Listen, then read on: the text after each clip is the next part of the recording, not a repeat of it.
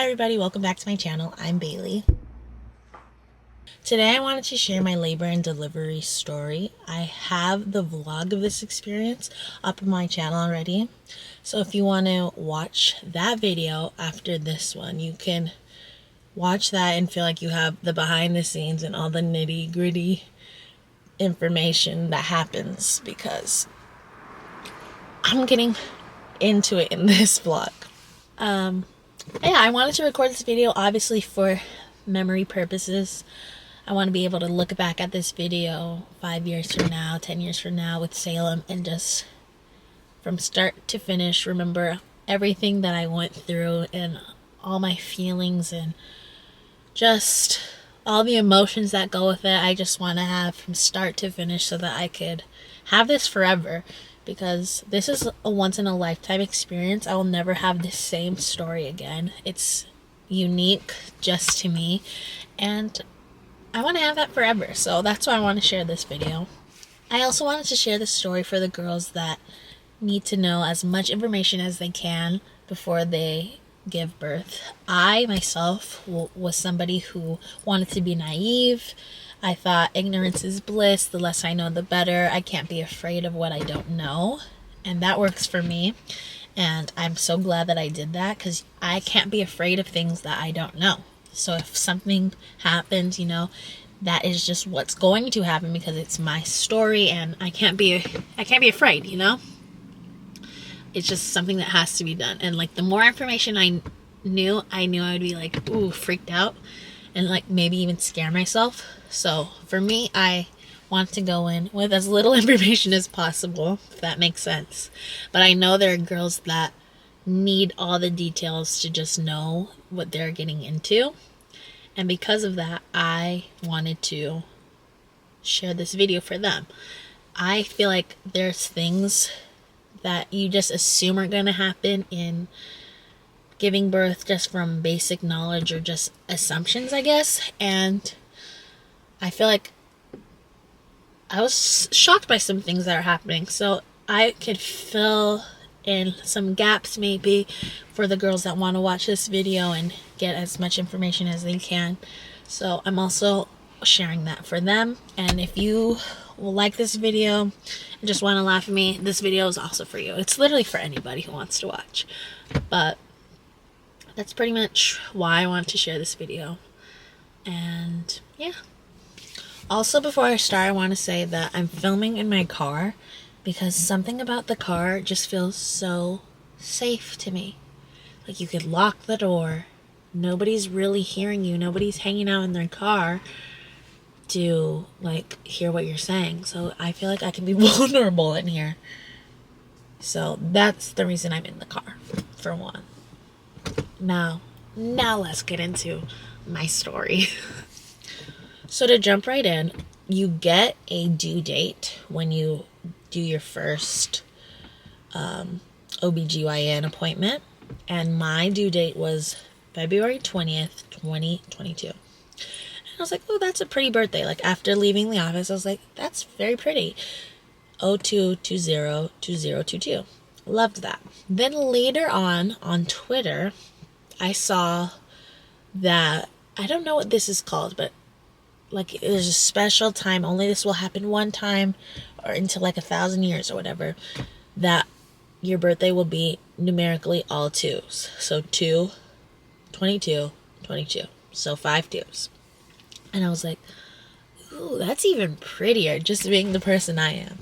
I'm like, ooh, 20's cute, but 22 is even cuter. So anybody who asked me about my due date, I would be like, oh, I'm due on the 20th, but fingers crossed, I'm going to hold him in until the 22nd so he can be born on 2/22/22.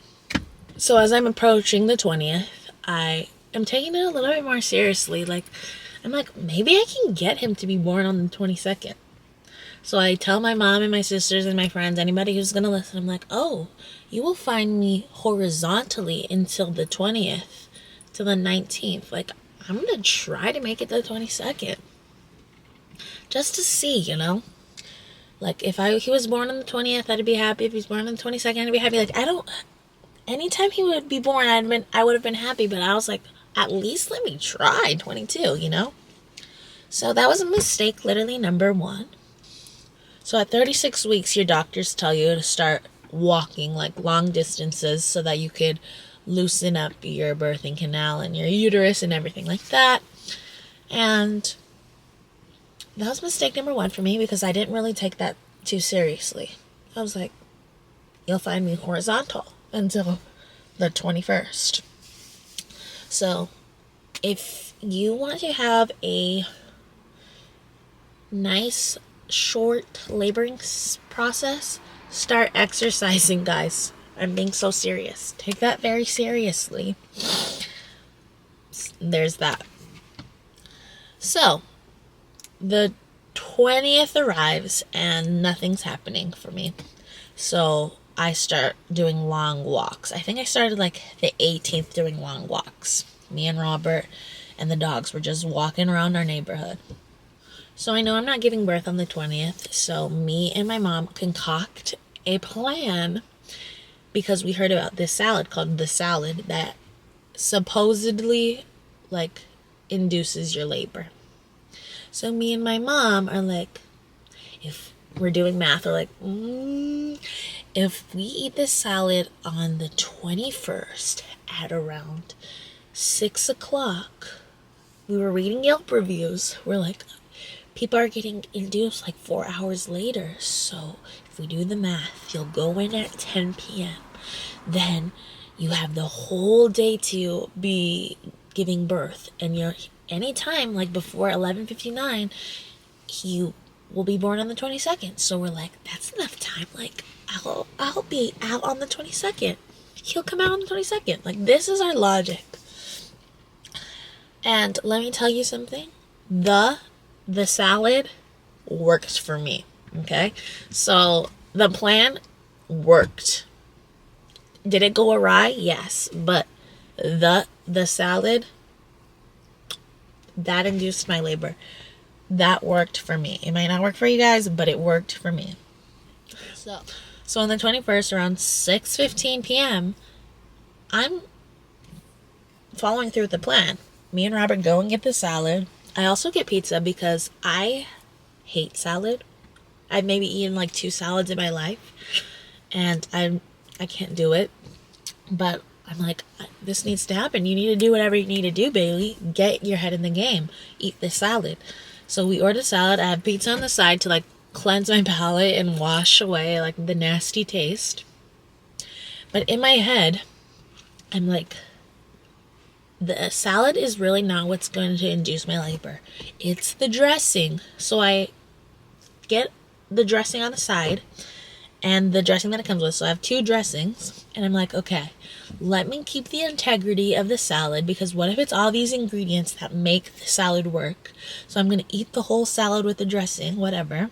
And then I get the brilliant idea that I'm going to take the second dressing as a shot. And the dressing is big. It's pretty big, okay? It's a lot to drink just on your own. So I eat the salad and I'm struggling. I think it's disgusting. Like, it was very hard for me. You can see watching the video and now you can laugh because I literally was crying eating it. And then I finish the salad. It takes me a while too because it's like that hard for me. And I'm like, okay, I need to take the shot. I get like 3 good drinks worth of the shot of dressing, and it was so horrible, guys. I started to cry. Like, I was like, oh, this is disgusting. It was like nearing like 11 p.m. when I finished drinking the shot. I didn't even finish it. I left some because it was that bad. There was like chunks of unidentifiable like onion maybe or vegetables. I don't know what was in there, but it was making me sick.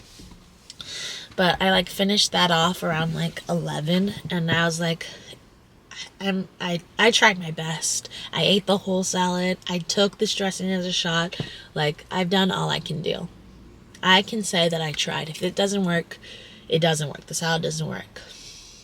So I finish doing that, and then I go sit on the couch with Robert, and we are watching Ozark. And then around 12, I start feeling cramping, like period cramp pain.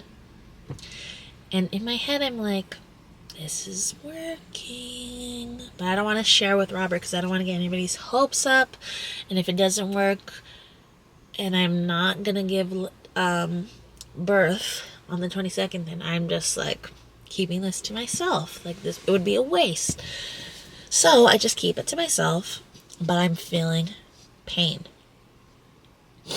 So we go to bed, and this is what happens. You get a harsh pain. It's not harsh yet for me though. So a contraction is 1 minute of like period pain on steroids. So for 1 minute, I'm like, and then after that minute, like you return to being a normal human being with no pain for however long your like duration until your next one comes. So I'm tracking it, and just in my head, I'm not even doing an app yet. So the first contraction starts, and then like 12 minutes later, I'll get another one. And then 12 minutes later, I'll get a third one. 12, another 12. And that goes on for a while. But I'm just watching YouTube videos. It's 12 a.m. on the 22nd. Like, I'm chilling. I don't want to even get my hopes up yet, but I'm like low-key happy about it. So the night progresses, and the like calm period decreases. So it goes from 12 minutes to 8 minutes, and I'm just still watching videos. And then it goes to 6 minutes, the little break period. So steroid period cramps, 6 minutes. Steroid period cramps, 6 minutes. And I'm doing this by myself. Robert's asleep. So I feel like I have to go to the bathroom, just peeing. I'm sitting on the toilet, and I'm like, ooh, I'm fighting these contractions. And I'm like, okay, this is happening. Because it's getting, the waiting period is getting shorter. So I start to use my, I start to download the app. The not period tracker. What am I talking about? Contraction. Where's my phone? So I start to, start logging my, contractions. And I download the app, and I've done this for, here, this is the app I use. So I start to log my contractions, and it's called Contraction Timer. And I did a whole round of this before, but I started again. So my second round of tracking started at 2:57. Still doing this on my own. And my contractions were, you can see all the times and stuff.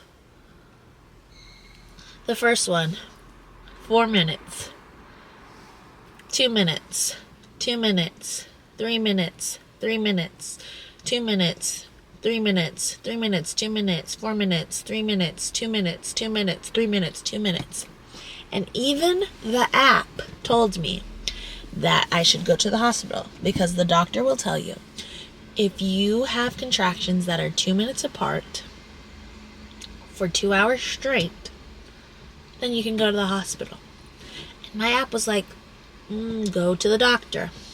I stopped doing that at 3:51. So 4 a.m., I'm waking up Robert. I'm like, I think it's happening. And he's like getting excited. It's time to go. But we need to call Robert's mom so that she can pick up the dogs from our apartment so that they're not by themselves for however long this is going to take. And she's taking Robert's siblings to school. So we're waiting until she drops off the kids and then comes back to get the dogs. So that happens, I want to say like 6 a.m. we're calling her. And then I think around 8 we drive to the hospital. I don't know the exact timings off my head, but it's all in the vlog. The times are up, you can see. So we go for the first time to the doctor's. We get into a room. First, they place like monitors on your stomach so they can track your heart rate, the baby's heart rate, and your contractions and like how far apart they are. And I have a nurse, and we're just gonna call him Mark. Yeah. He's talking to me. I'm in so much pain. Like, I had to check in. Thankfully, you have to like pre-register yourself. So I just had to like sign like maybe 2 papers before I got in there, and I'm like signing it with streams of tears down my face. I am in so much pain. The contractions are 3 minutes apart and 2 minutes apart. So not a lot of time to just be feeling okay. So I'm crying hard. People think like something's wrong with me, and something is wrong with me. I'm giving birth. I'm about to give birth. So we get up to the room, hooking up the monitor. He's saying that my contractions are 3 minutes apart, 2 minutes apart.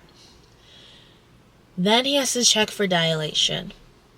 And you just check with your fingers, okay? You just stick them up there, and then you see how dilated you are. So checks. And you want to know what he tells me? This is where it's getting funny. Funny now, not funny then. But he checks how dilated I am, and he goes, okay, you're at a 0.5. And I'm like, 0.5? 0.5? I'm in like miserable pain, and I'm only dilated half a centimeter, not even a full centimeter. And to be admitted, you need to be 3 centimeters. Okay? 3 centimeters.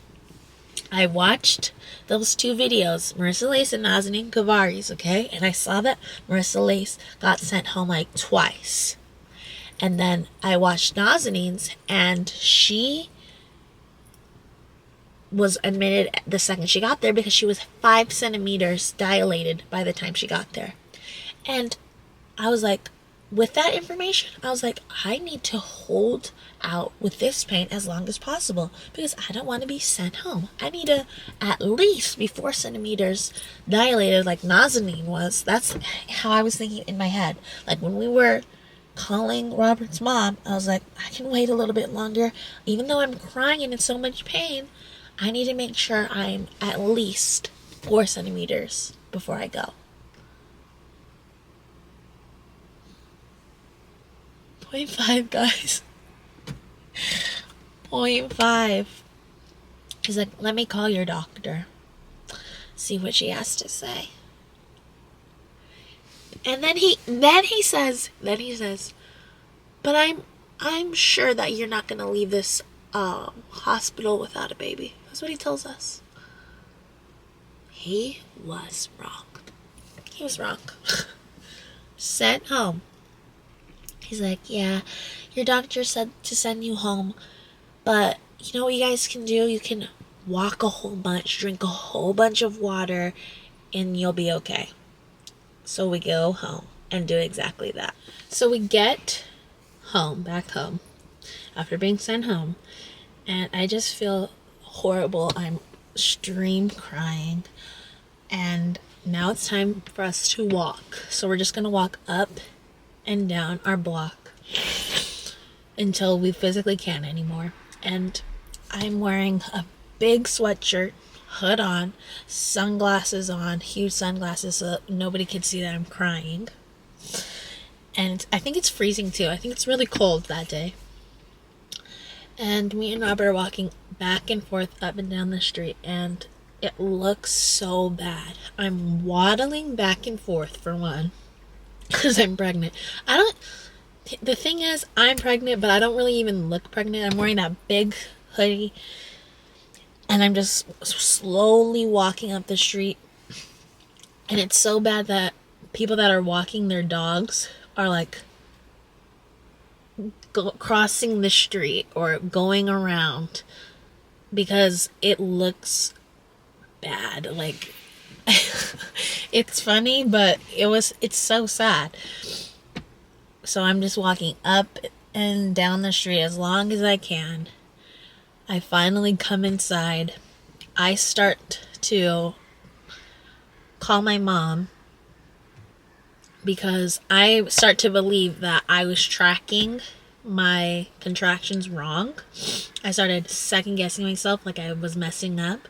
So I call my mom and I'm like, can you come over and help me track my contractions? So she comes, she brings dinner for Robert and me. I try to eat, I barely eat.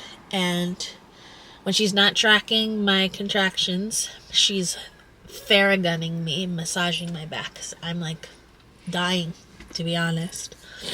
So she does that until like 10 p.m. And she has to live her life too. She has a husband, a son, and all my siblings to come home to. So she tells Robert, she's like, I think you guys should go back. Like, we did our own tracking. The app told us to go. It was 2-3 minutes apart still. And she's like, I think you guys need to go back. So my mom leaves, and I want to hold out a little longer, for literally as long as I can, because I don't want to be sent home again. So we go to the hospital around 12, I think. I don't remember the times again, but it's in my vlog experience. And now we have to go through emergency room because it's after hours. So we have to do a whole different spiel than normal. We like have to go through, our hospital is under construction, so we have to go somewhere, get our car valeted, whatever. Going through the emergency room entry. So if you're in labor, like, you are a priority. Like, if you're about to give birth, you're a priority, because there was a line at the emergency room. There's like 4 people, and I'm crying in so much pain. Like, don't forget this. Like, I am miserably, like, streaming tears, crying, and the lady's like, she gets to cut you guys because she's a priority. And I was like, I felt bad, even though I was like in so much pain and wanted to cut everybody. I felt bad, but it was so sad to go to the emergency room because people had their own emergencies they had to deal with. Like, it was dark and scary in there. Like, there was piss on the floor. Like, the lights were weird, under construction again, but it was like a haunting ambiance in there. And I'm just sitting in a wheelchair in the corner, like, waiting for somebody to pick me up and take me to laboring unit. So they finally come, and I also have to fill out a form. Okay? Fill out a form. Give it to them, show them my ID, whatever. I go up, and then I'm put into a room that looks like the emergency room entrance. Like, it's daunting and haunting looking. It's called triage. And I'm just like, I really hope I do not have to be in this room, because this room has like a little bed and just a chair. Like, the first room that I go in, there's like, it's huge for one, and there's like a couch for like the dads or the partners or whoever's your support to just lounge and lay. This room had a wooden chair, and I was like, I really hope I'm not giving birth in here. So you have to change, do whatever, and I have a new nurse. Let's call her Stacy. So again, bawling, crying, in so much pain. I'm in pain this whole time, guys. Very bad pain. Don't ever forget that.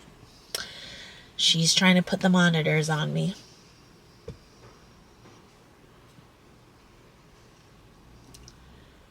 She can't find whatever she is looking for. Like, she puts on the monitors, she peels them off. She puts them on, peels them off. Like 14 times, it feels like. It probably was like 6 times she was peeling them off, putting on more gel. And I'm just like, in my state of mind, being miserable, I'm like, what are you doing? Why can't you figure this out? Like, I'm getting a little bit upset. No, I'm not getting a little bit upset. I'm getting upset. Like, I'm like, I don't say anything because I'm not gonna like make her feel bad. I already feel horrible. I'm not gonna make her feel horrible, but I'm just like, in my head, what the are you doing? So finally she gets the monitors on and she has to check my dilations. Same as before. Just stick your fingers up there and check. Guys, she is literally, and I'm not even joking, guys, fisting me so that she could check my dilations. Like, she's jamming her fingers up. Jamming her fingers up. Repositioning, jamming. And I'm like, what's going on? Still in my head. I'm not telling her anything. And she's like, my fingers are small. Like, she just say little comments like that. My fingers are really short. My fingers are small. Jamming. Fisting me. Finally, after like 4 fingers full, she's like, I'm gonna get another nurse because I can't reach to tell how dilated you are. And I'm like, okay. Guys, the second nurse comes in. No better, okay? First nurse was maybe 5 foot. The second nurse, excuse me. The first nurse that comes in, 5 foot maybe. Second nurse that comes in, 4'11", guys. 5'1". They are the same size, okay? Not much difference. She does the same thing. She wants to get it right on the first try, so she fists me even harder than Stacy, okay? Like, guys, this is the traumatic stuff that I'm enduring while I am contracting and laboring. She checks me. She goes, ready to laugh? Ready to laugh? 1. 1, guys. 1.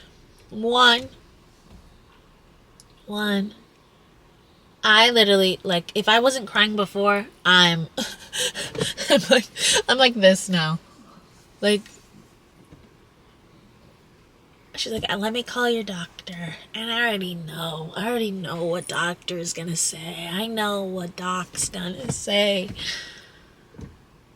She comes back into the room and she's like, yeah, we're sending you home. And she feels bad for me. Like, I'm hysterically crying to myself. Like, think of a hysterical person crying. I'm doing that, but like on the inside, and she can tell, like, I'm bursting at the seams, crying in pain and just so hurt and so mad that I'm not being admitted. She feels bad for me. Like, and I have to change, guys. I have to change back out of the dressing, like the hospital gown, back into whatever the fuck I was wearing. And I'm literally like, so what do I have to do to, like you see, my contractions are 2-3 minutes apart. Like, the evidence is on the monitor. You can see that I'm 2-3 minutes apart in contractions. Like, what do I have to do? And this is where I get a little bit like, is this like real life? So I'm like telling her, I'm like, what do I have to do? I'm pleading through tears. Like, I've given up already. Like, I don't want to do this anymore from this point. Like, I'm like over it to the max. And she's like, yeah, you have to be 2 to 3 minutes contractions apart. And I'm like, I am. Like, look at the monitor. You see it. You see it yourself.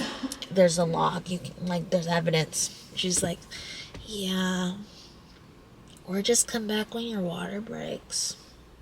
I want to fight. I'm like, I don't know one person who's gone to the hospital after their water's broken and that told them that they're ready to give birth. Like, to me, water breaking is like movie stuff. Like, I don't know one person whose water's broke and they're like, oh, I guess I'm giving birth.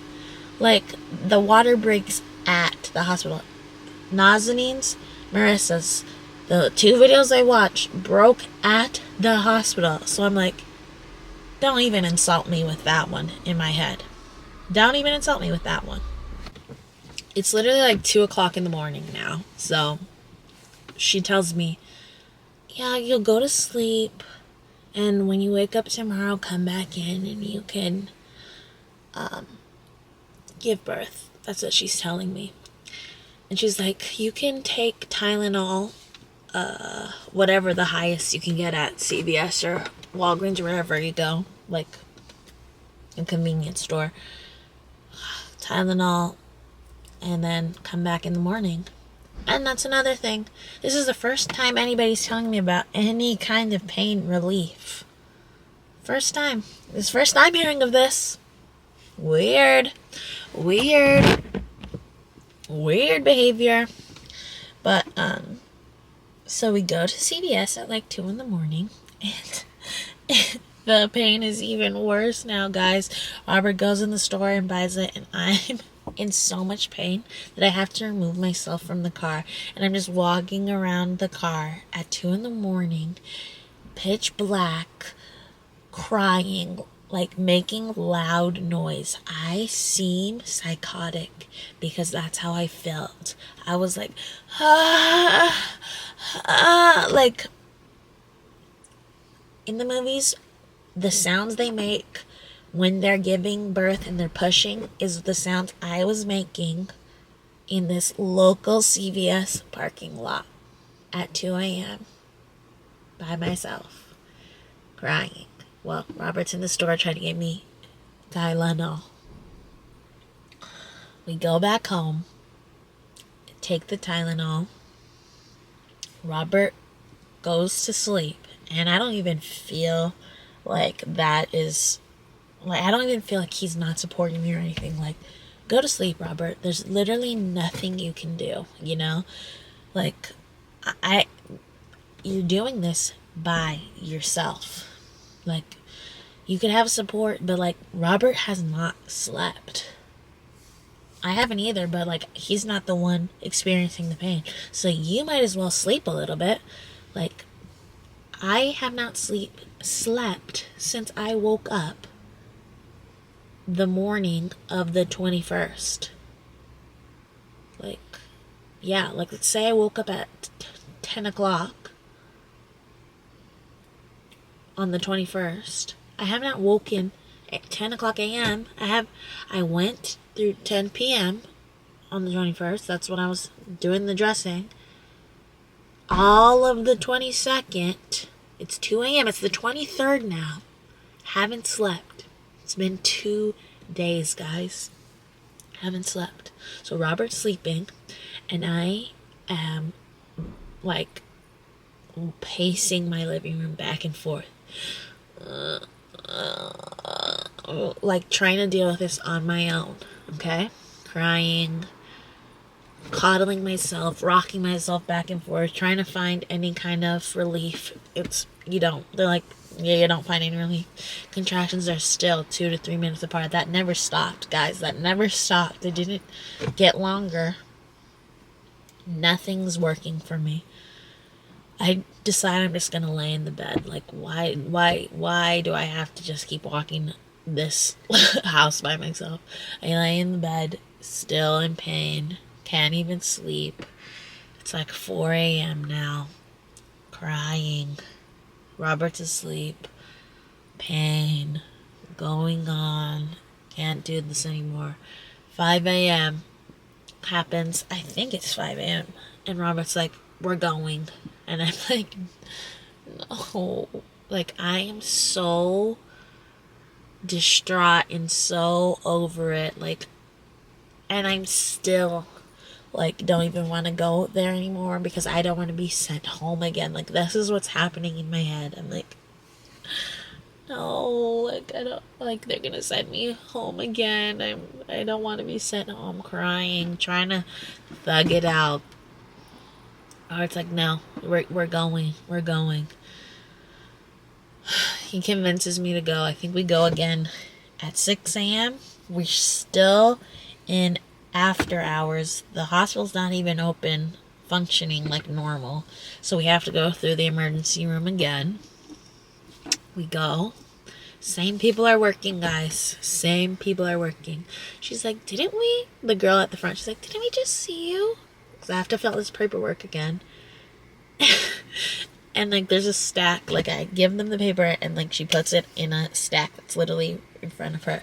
And I'm like, literally, if you lift up the first paper, I might be that paper or the paper underneath. Like, that, I was just here. She's like, yeah, I'm sorry. You still have to fill this out. So I'm filling out the paper again in pain, crying, blah, blah, cut the line, same thing over. So much pain. They take me to labor and delivery again. And I have attitude, like I don't want to be there. They're gonna send me home again. Like, I'm feeling gaslit times 11. So I'm just like, I'm not even speaking. I'm just crying like this, just dead straight face. The nurse from triage, that ugly triage room, is my nurse again. And I'm not speaking. I'm just like this. And she's not speaking to me either. I'm just like, okay, whatever.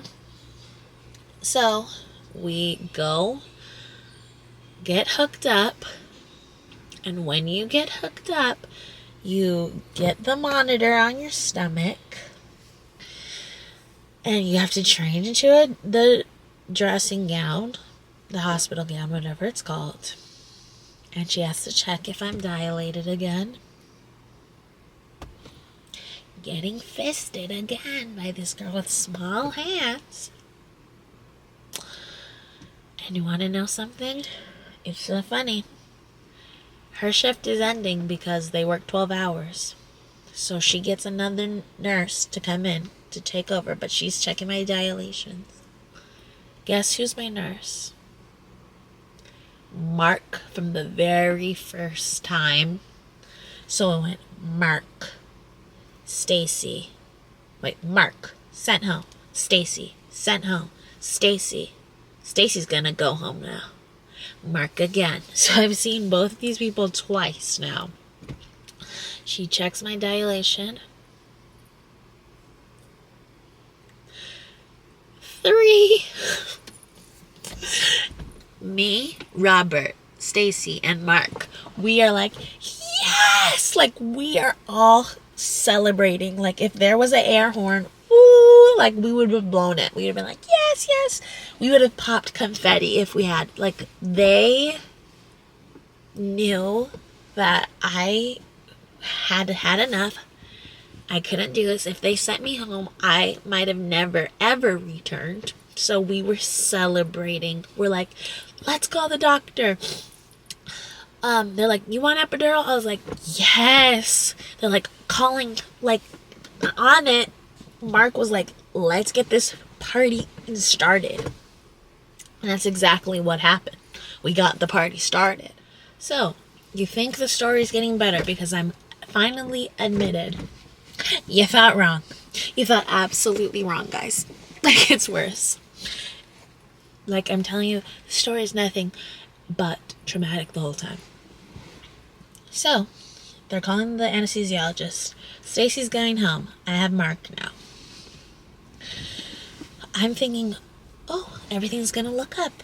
Finally, I'm admitted. Like, that gave me a little glimpse of hope. Okay?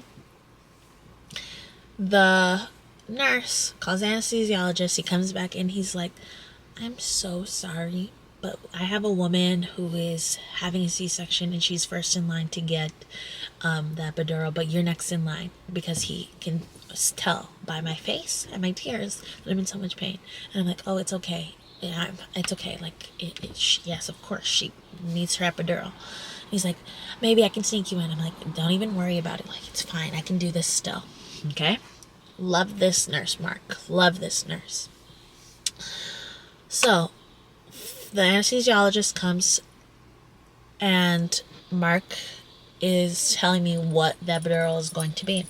And everybody who thinks that an epidural is like this thick needle that just stays in your spine, like taped to your spine, because that's what I thought. That's what I assumed an epidural is.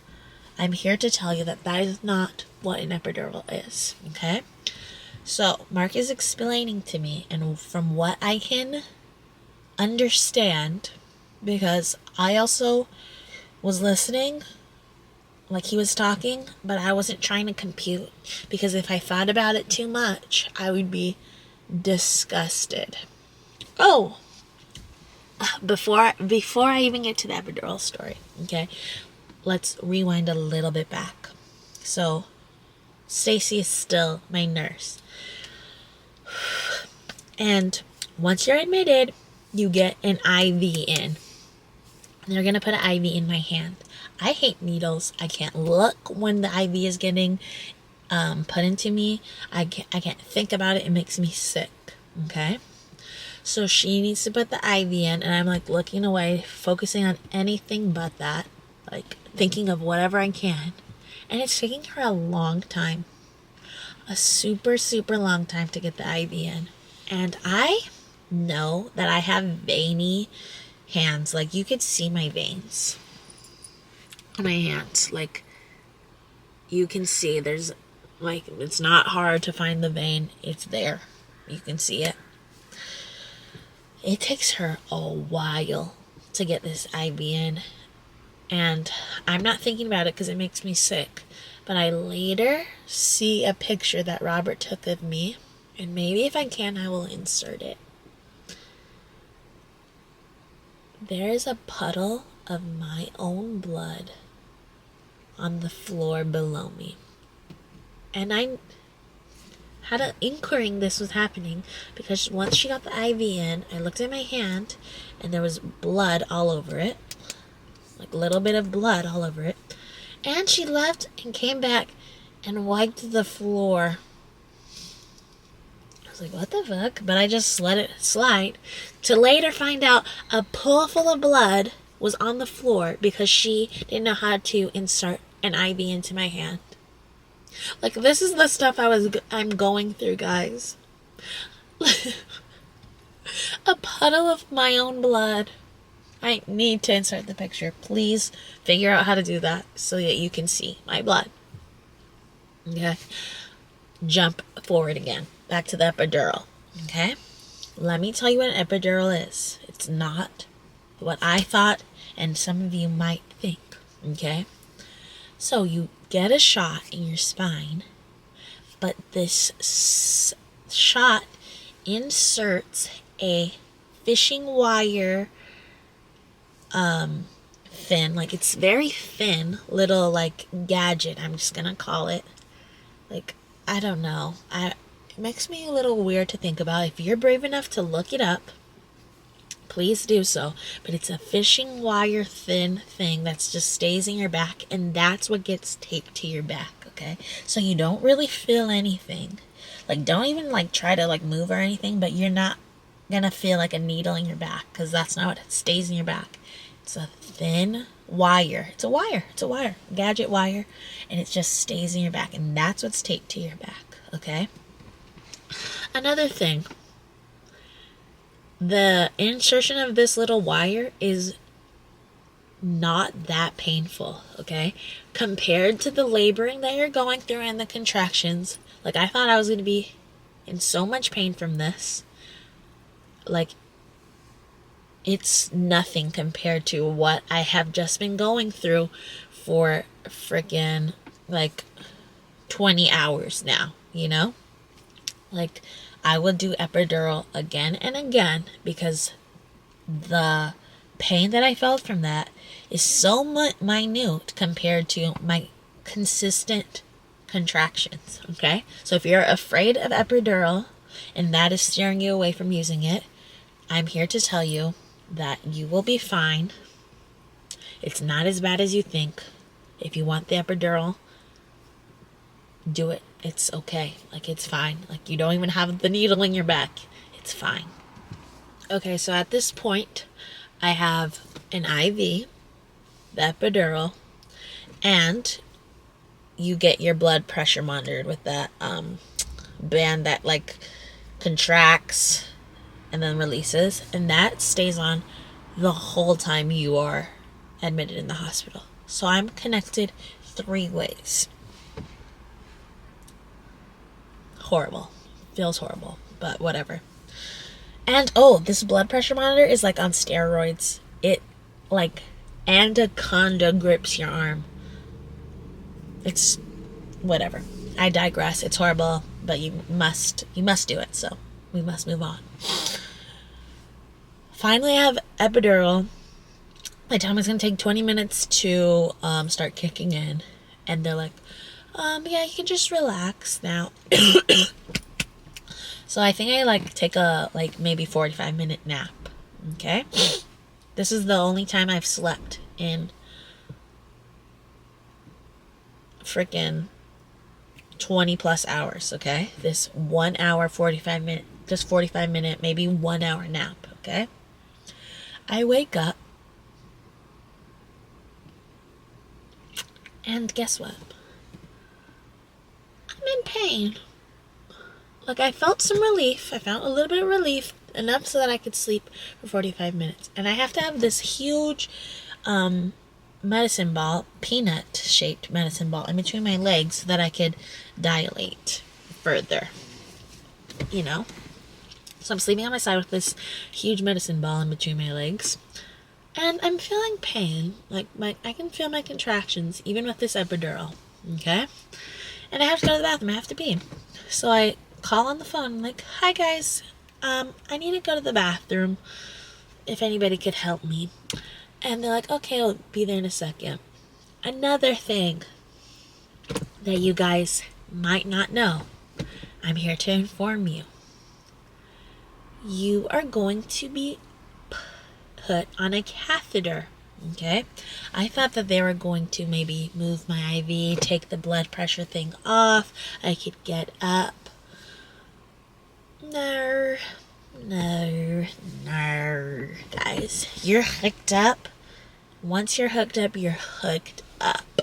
Okay, you went to the bathroom for your last time. Okay, you're going to be having a catheter inserted into you, and a catheter just is inserted into you. Just like they check your dilation, the catheter gets inserted so that you don't have to pee. Well, you don't have to get up and pee, because you pee without even feeling it, guys. Like, you're peeing throughout the day, and it's just a little tube and a bag, a pee bag, that just hangs off your bed. Very disturbing. And if you didn't know, now you know. Okay? So, I'm in visible pain. Hours pass, maybe 2 hours. And the nurse is seeing maybe an hour. I don't know how long. Honestly, like, once you're in there, time is just happening and you don't even know what time it is. You could look at the clock if you want, but I'm not. Like, I'm miserable, guys. I'm miserable. And the nurse comes in, Mark, and he's like, are you okay? I'm like, no. Like, I feel so bad for my old self, my Bailey that gave birth. I love you so much. Thank you for bringing my son into this world. I am so sorry you had to go through that. And I'm sorry I'm laughing at you now, but I love you. Thank you for doing that. But that Bailey that gave birth to my son, she couldn't even speak. Like, the nurse would talk and they would ask me, are you okay? And I would just give them one word replies. I'd be like, okay. No. Monotone and everything. So Mark knew I was not doing okay. He's like, are you okay? I was like, no. He's like, oh, okay. I don't think you should be having this much pain with an epidural.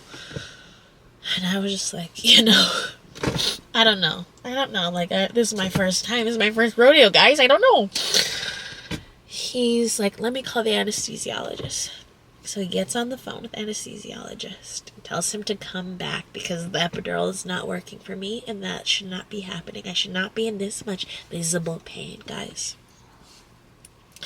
Anesthesiologist comes and he wants to defend why his epidural is not working.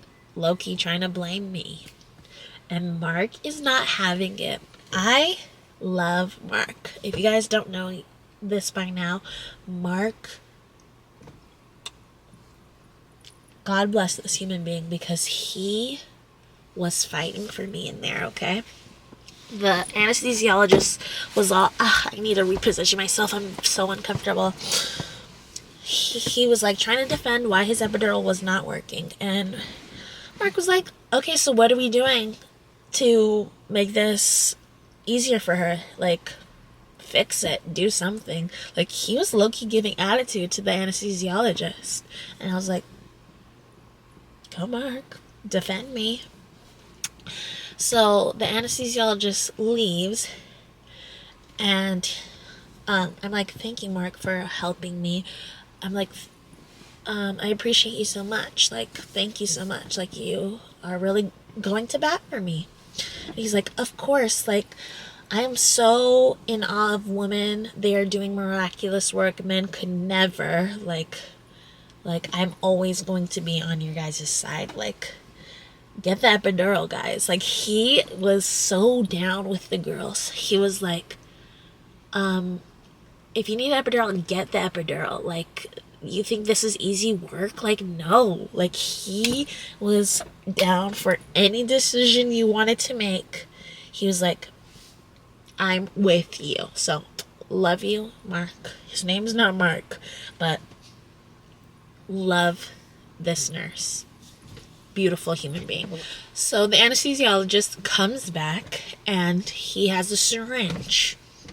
And he's like, okay, I'm going to insert fentanyl to ease your, to give you some pain relief. So he gives me a syringe full of fentanyl into the epidural bag. And he's like, it's going to take it's going to be a little bit quicker. It's going to take 10 minutes for this to kick in. And when I tell you that the pain relief was instantaneous, like the second it touched my spine, this feeling that overwhelmed my body was spot on, so quick, okay? I wanted to explain to you what this feels like, because this was psychotic, okay? The second it got inserted into the bag, I felt this from my hairline to the tippy tip of my toes, okay? My whole body was like in a chill. I felt like, this is what I imagined meth, ecstasy, and like painkillers to feel like. It was psychotic feeling. My heart rate was like beating out of my chest 1,000,000 miles per second. I was freaked out. Literally, I felt it, and this is what came out of my mouth. I was like, oh, this is gonna work. This is the only time I have not felt pain. It was a different feeling, scary feeling, but it was not pain, okay? And I was freaked out. I was like, I need to, in my head, all of these thoughts in my head, I was like, I need to control my breaths and slow down my heart, because this feeling is insane, and I don't even know if I'm going to make it. Like, I'm scared, but I'm like, you need to focus, girl. You need to focus and get this done so that you can deliver your kid. Like, I felt weird, guys. Weird. And Mark and the anesthesiologist and Robert are there. They're all looking at me and checking my monitor. And Mark is like, she looks good. Baby looks good. Like, it's working good. Like, I'm telling you, he might have had some beef with the anesthesiologist on his own, but he was like, good. She looks healthy, great. And once he said that, I was like, okay. If Merck says I'm okay, then I'm okay. I'm okay. But in my head, I'm losing my mind, guys. Like, this was the most insane feeling ever. It felt... I don't even have words, guys. Like, it was insane. It was insane. So, that finally works. I feel some pain relief. The anesthesiologist leaves. I'm like, thank you. He's gone. Thank Mark again. Me and Robert are just in the room again. I think maybe a couple hours pass. And I'm feeling pain again. I'm feeling pain again. Like, the fentanyl isn't working. The epidural didn't work. Whatever. I'm miserable. I'm not doing well mentally. I really feel bad. But I was telling Robert, I was like, I don't want to do this anymore. And Robert's like, what the do you mean? I'm like, I don't want to do this. Like, small tears falling out of my eyes. He's like, Bailey, you need to deliver her son. And, like, in my head, I'm like, I know. Like, obviously I have to do this. Like, this is gonna get done. But I'm just trying to communicate to him, like, how miserable I am. And that's the only way I could. It was just, like, short answers, blank stares, not even looking at him. Just like, I don't want to do this anymore. Like, I was so over it. I was miserable, didn't want to do this anymore. It wasn't enjoyable. Not one part of this did I like. This experience was traumatic for me. Like, I don't even want to say that lightly. Like, it was not pleasant. And I'm just trying to express to Robert, like, I'm not enjoying this at all. But, again, you have to do it. So I'm just like, here it is. Robert is, like, trying to brighten my mood, trying to get me, like, happy. I have literally given up, guys. Like, every pain that I'm feeling, it is what it is now at this point. Like, I don't even want pain relief. Like, I am not comfortable. I'm hooked up 4 ways. Catheter, IV, epidural, blood pressure thing. I'm miserable. Like, I'm not, for the epidural, you have a button to press. Oh, let me explain this to you guys too, okay? You get a button, and you can press it, so much like a little shot of epidural goes in. And they didn't explain this to us, but you can only press it once every 15 minutes, okay? And I was pressing this thing, like, 6 times. Like, I was like, shoot me up. Like, I need pain relief, guys. And still, I was in pain. Still in pain. I was like 20 times and nothing was feeling better, okay? But we later find out you can only press it once for every 15 minutes, okay? I stopped pressing the button. Like, that's how miserable I was, how I just have given up. So Robert would have to get up every 15 minutes and press the button for me because I had had enough. I was like, it simply is what it is. I'm like laying on the bed, miserable. I even tried to stand up, guys. I tried to stand up. Like, I've been sitting here for, I don't know, I think we were admitted at 8 a.m. I think it was 8 p.m. Like 12 hours. 12 hours hooked up 4 ways. Like, I was over it. I tried to stand up. I was like, Robert, help me. Like, move my IV. Move my pee bag, please. I need to stand up. I stood up, guys. I stood up because I couldn't be laying there anymore.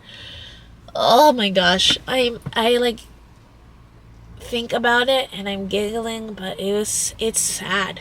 It's very sad, and very proud of myself for doing this. Now that I speak about it and go over it, I'm so literally proud of myself for doing this. Like, this is crazy experience. But I have Salem, so yeah, I've given up. I'm just like laying on the bed, miserable. And at this point, it's probably like 8 p.m. now. I'm feeling like I have to poop. Okay? So if you feel like you have to poop, that's like a sign that it's time. And I've felt like I've had to poop before during, like, while I've been admitted. And I told them, and they're like, no, like, his head is just so far down, like, you don't have to poop, like, you won't poop on yourself. They try to tell you. I didn't poop on myself. But, yeah, his head is just so far down, so it feels like you have to poop. But no, you're good. So, I'm at my point now, and I'm like, I have to poop. But I feel like I've been gaslit for my whole experience here. Like, they don't understand that I'm in actual pain, and I just don't trust them, and I don't think they believe me, anything I say. So I just endure this poop feeling and these contractions because the fentanyl and the epidural is still not working, feeling everything. And I just decide that I'm going to push through the pain. I don't know if you should do this, but I did this. And it worked for me. Like, it gave me something to do. So for like an hour, I was pushing through my contractions. Like, I felt a contraction, I would just push. That helped me. I don't know. I don't recommend, because I'm not a doctor, and I probably shouldn't have done that. They might have, if they knew about this, they'd been like, what? Don't do that. But that's what I did. That's what I did for like an hour. Didn't tell Robert I was doing it, just did it. Like, it is what it is. So, an hour passes, and now this poop feeling is like insane. Like, I felt like Salem was coming at my butthole. Like, that's when I was like, maybe I should tell somebody. Like, let me contact the medical professionals. Maybe I should stop freeballing it, going off on your own tangent. So, I'm like, I feel like I have to poop. And they're like, okay, we're coming. Now you guys want to come. Now you guys want to come instead of gaslighting me. So they come, and, Pat, I almost said his name. So, Mark comes, and he checks my dilation, and he's like, 10 centimeters! And I'm like, that's not even the vibe, actually. Mark comes, he's like, 10 centimeters, and I'm like, yay. Still, like, giving up, guys. Like, it's so sad to think about, but it is my reality. I was not feeling it. I was over it. I was just not happy. So, they're like, let me call the doctors. I'm totally messing up. They check my dilation. It's not Mark. Mark's shift is over, guys. It's Stacy again. So I've had, from the beginning, Mark sent home. Stacy sent home. Stacy again. She went home. Mark comes. Mark goes home because his shift is ended. Stacy again. 2 Marks and 3 Stacys now. She checks my dilation. She's like, 10 centimeters. Let me call your doctor. And I'm just like, yay. Okay. So she leaves, calls the doctor. Me and Robert are like, it's time. We gotta do it. So, I get ready. I, like, put my hair in a nice bun, like, slick down my hair so I don't. So Salem doesn't see his mother looking a hot mess, his first freaking visuals of her. So the doctor comes, and she's like dressed up in her like cute little cheetah clogs. She has her little vest on, her little like Patagonia, and she's like, it's cold. Like trying to be friends. She's like, hey guys, it's chilly out there. And I'm just like, we're not friends, miss. Doc, we're not friends. Like you sent me home twice. Like, I don't vibe with you. We're not girl pals right now. But she's nice, and I really do like her. But at that moment, we are not friends, girly. We're not friends. Not friends. So my doctor goes to change out of her regular clothes into her scrubs and stuff. And what am I calling her? Stacy comes in, and she's like, okay, I want to do practice breaths with you. And she wants to warn me that the delivering part, like the laboring part is over and the delivering part is started. And it takes a while for new moms, especially, to find the rhythm for the breathing and pushing and stuff. And she warned me, it's like, it might take hours, like 2-3 hours. Some people have taken 4 hours to deliver their baby. And at this point, I'm just like, okay, let's do this already, because I'm done. And like, for me, this experience is hell. Like, I'm already in hell. This is hell. I'm submerged in it, and you can't go further from hell. Like, we're already in hell, so the more bad news you deliver me, it's like, it's not phasing me. You're not warning me anything crazy. Like, I'm already thinking it only gets worse. So like, just bring it on, you know? So she tries to practice with me, and she tells me that this is what you have to do. You're going to breathe in, hold it, don't breathe out. And for 10 seconds, you're just going to push, but not release air. So up to 10, and then after 10 you breathe out, and then you're doing that for 3 times. So breathe in, hold 10 seconds, release again, breathe in 10 seconds, hold 10 seconds, breathe in 10 seconds, and then you get a break. Okay? And I was like, okay, fine. Doc comes back in, and we're setting up. They're getting a mirror out, whatever. And you're supposed to push with your contractions. So at the peak of your contractions is when you do the breathe in, hold 10 seconds, whatever. Okay. So we do that. We get through round 1. And I'm just like, can we keep going? Like, I don't feel bad. I'm fine. Like, let's keep going. But they're like, oh, we're going to break until your next contraction. Then round 2. Again, they're like, his head is there already. Like, you're almost good. You're doing good, Bailey. Yeah, trying to rip me on. And I'm just like, let's speed this up, girls. Let's speed this up. Then, for my 3rd round, the first round of 10, Salem is out. So I did 6 pushes. And all the nurses and doctor is like, all the nurses and the doctor are like, you're a beast. Oh my God, that was amazing. You're so good. I can't believe that. And I'm just like, thank you. I'm doing chest to chest with my son. He's out. He's cried. Everything looks good. Perfect. My delivering is over. I'm out of the thick of it. Now, with that being said, what did I want to say? Oh, tearing. I did tear. And while I'm doing chest to chest with Salem, the doctor is stitching me up.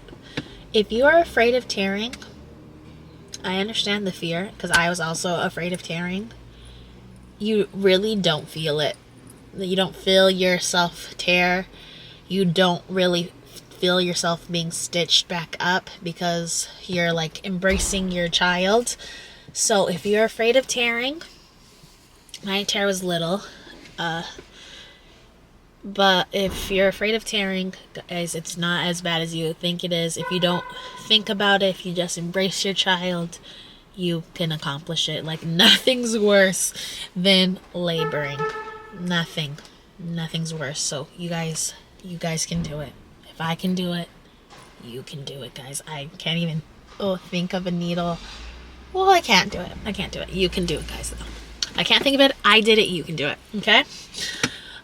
So you get skin to skin with mom for an hour, and then you get skin to skin with dad for an hour. So 2 hours of just bonding, you and your baby and your partner, or your support, whoever's with you. And they feed you. They bring you a little meal. I had some rinky-dinky sandwich that I just gave to Robert because I don't like sandwiches. And yeah, pretty much that's it for the labor and delivering. You can have your child, I was about to say my son, your son. You could have your child get your shots then. Some of their shots. I had Salem get his shot then because you either get it then or at 2 months. And at 2 months, I just thought it would be a lot more traumatic for him to get so many shots. So he got like half of the shots that are required by 2 months today. And then he got, I think, 3 more at 2 months. And he didn't even cry. Like, Salem was such a perfect baby. He cried coming out, which was good. He showed his lungs capacity and everything, which is great. And then after that, he was so chill. He got his shots at the bottom of his feet, didn't cry. He was like perfect. Then you get moved to the nursing quarters upstairs. And we got there around 2 in the morning. I don't know why it took so long. So Sam was born at 9:29. And then we had those 2 hours of just bonding with him. And then we got upstairs maybe like 1:45, 2-ish. I don't know what took so long to like discharge from labor and delivery. But we got up to nursing. And I really hope this doesn't happen for you guys. But this was my experience. We get there. And the nurse comes in. She gives me some water in a big, like, cup, which I love. To this day, I have it. I took it from the hospital. And she says, here's the diapers. Here's the wipes. Bye. And we never saw her again. Didn't even tell me how much Salem needed to be fed. The labor and delivery nurses downstairs told me how much he needed to be fed because I formula fed him. I didn't breastfeed. Yeah, the nurses didn't tell us anything. Like, they said, good luck, bye. Bye.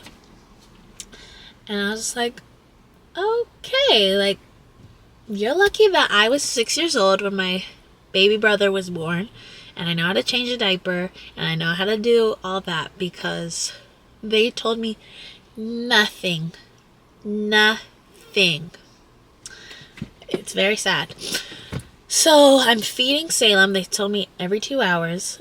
The labor and delivery nurses, not the nursing nurses. And I'm feeding him. And he goes to sleep. And I put him in the bassinet that is by the bed.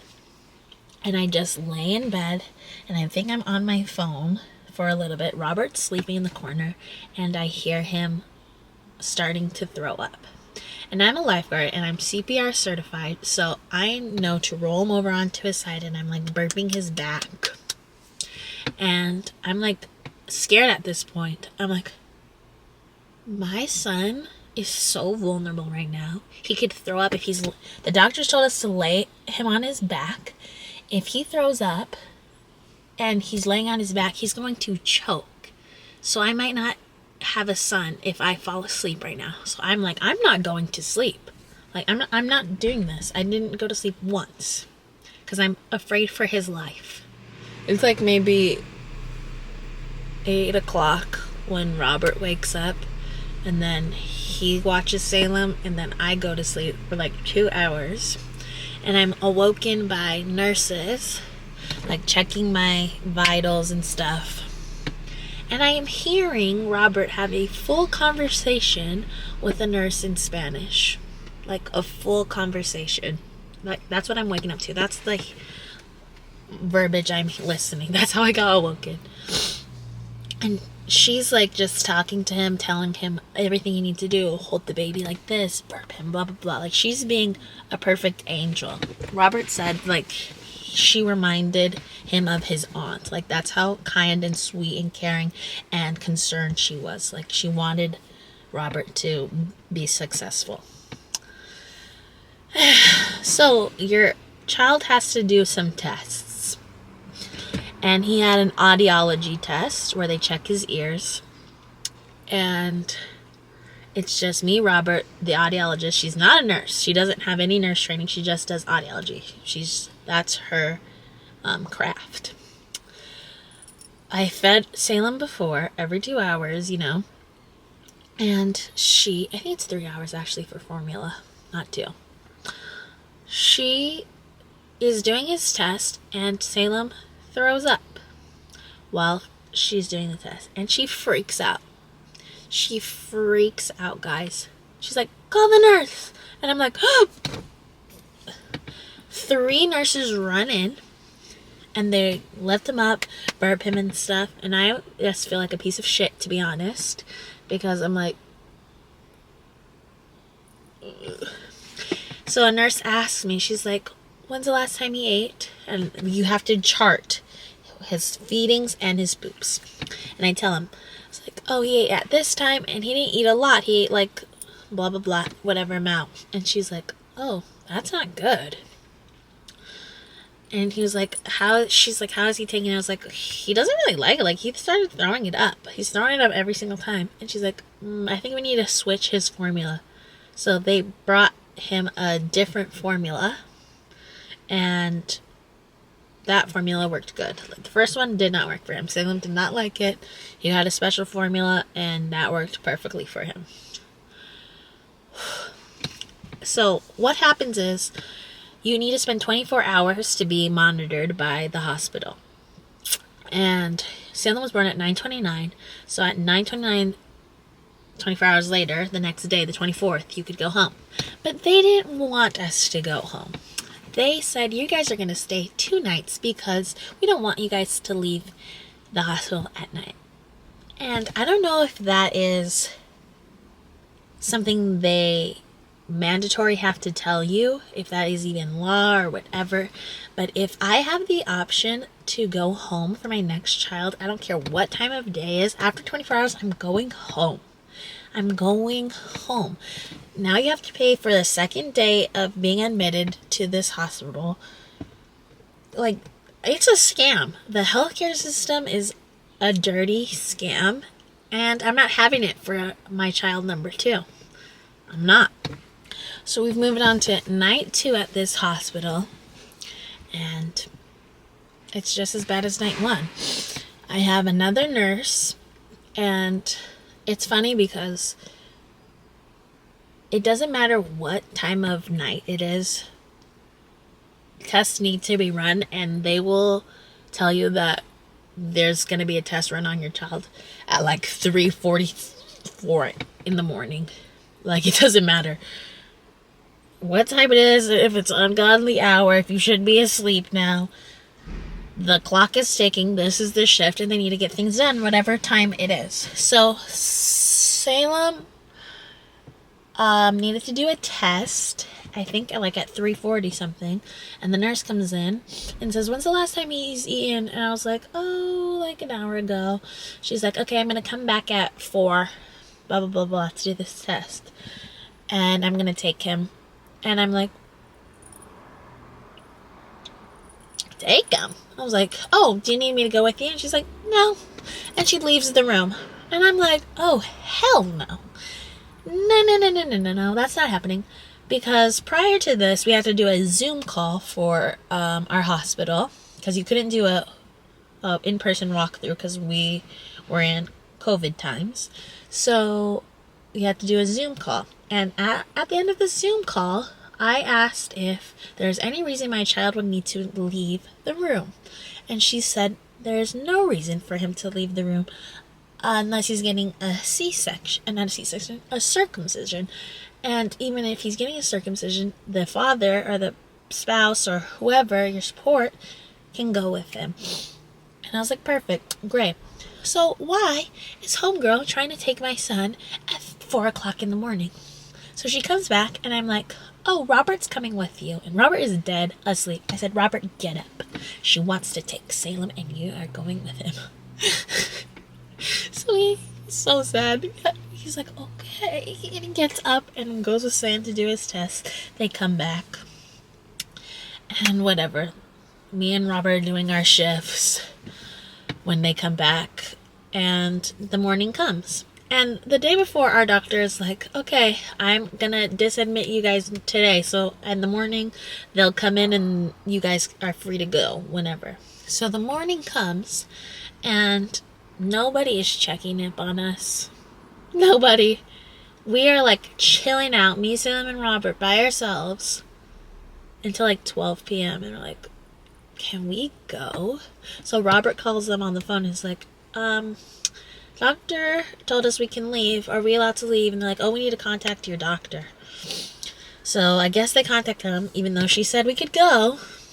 And then they finally discharge us at like, I don't know, 1. So we're discharged and I get to take Salem home and we live our life.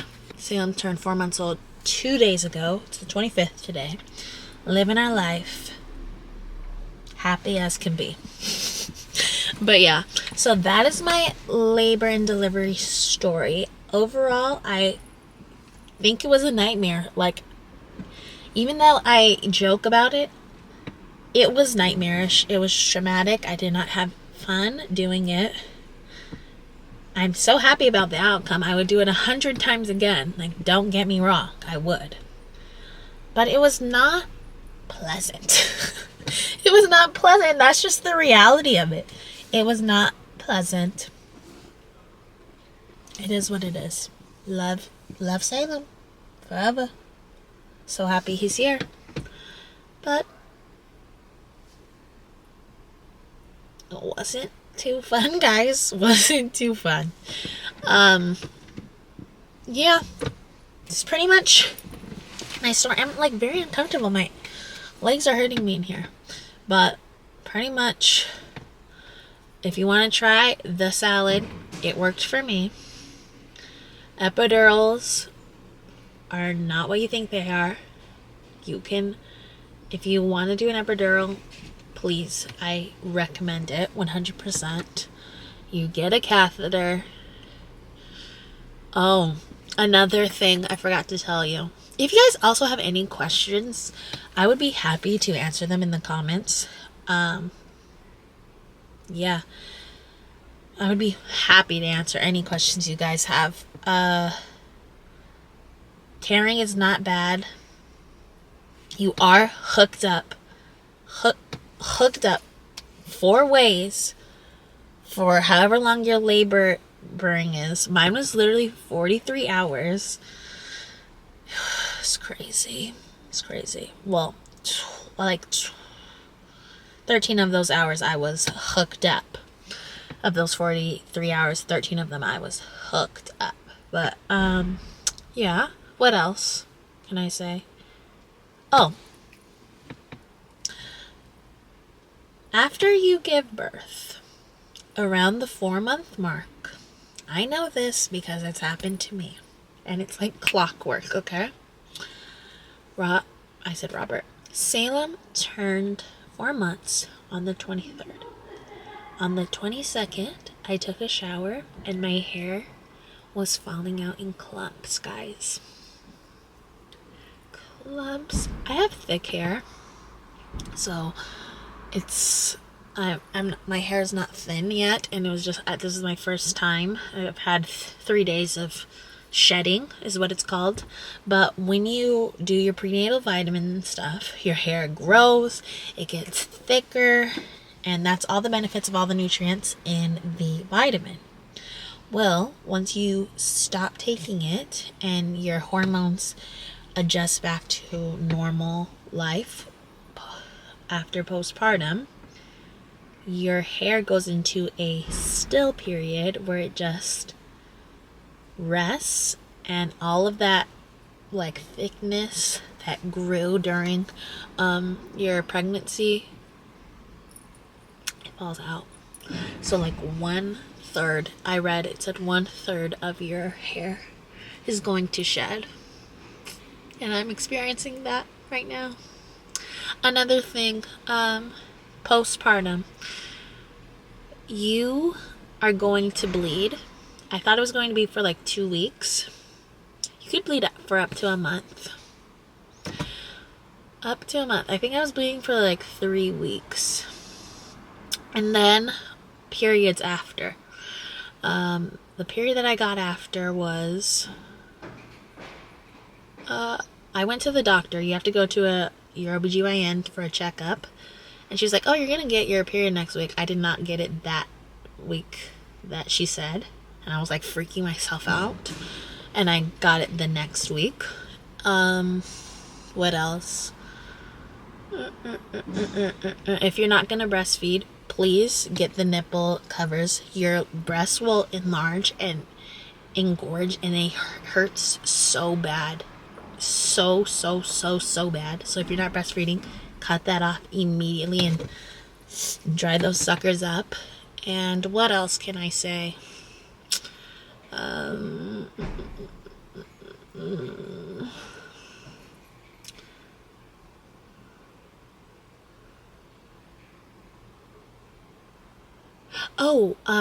The first poop. Guys, it's not that bad. If you can push out a baby, you can push out a poop. You're okay. You don't have to fear it. You're gonna be alright. And I recommend all Frida baby, Frida mom kit, everything. Worked justices, worked wonders. Love you, Frida baby mom kit. So that's the end of this video. Thank you so much for watching. If you have any questions, you can comment them below. I feel free to answer. You can myth bust, you can confirm or deny anything. I would love to answer. I love sharing this story, so thank you so much for listening and letting me share it with you guys. I'll see you guys next week, and goodbye. Thank you for watching.